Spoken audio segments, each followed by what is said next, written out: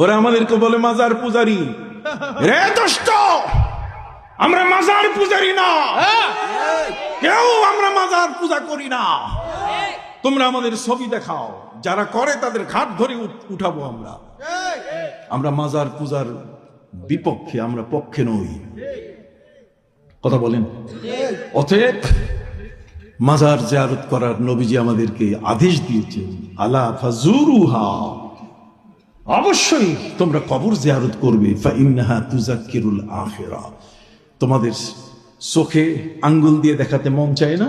নবীজি রওজা মুবারকায় প্রতিটি মুহূর্তে সেখানে জিয়ারত করছে নবী প্রেমিকরা। ওখানে জিয়ারত বাকি আছে, আর এখানে তোমার জিয়ারত জায়েজ নাই। তোমার এই সমস্ত ফালতু কথা আমরা কখনো গ্রহণ করব না।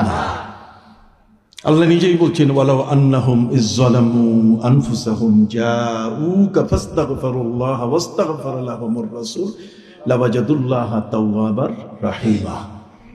হে নবী, কেউ যদি আপনার কাছে আসে, নবীর কাছে আসে, আমার নবী, ওই আলামে আরওয়াহি নবী, নবীদের জগতেও তিনি নবী, ঠিক এমনি করে তিনি যখন মায়ের গর্ভে তখনও তিনি নবী, বাবার পেশানিতে যখন ছিলেন তখনও নবী।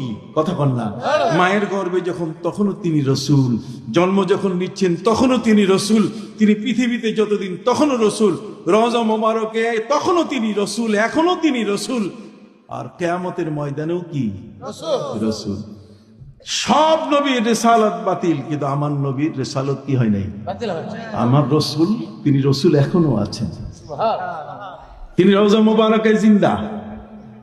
যদি রসুলকে আপনি বলেন রসুল নাই, তাহলে আপনার ইমান হবে না। ইমান আনতে গেলে আমার রসুলের প্রতি আনতে হবে, তাকে রসুল হিসেবে স্বীকার করতে হবে, না হলে আপনার ইমান হবে না।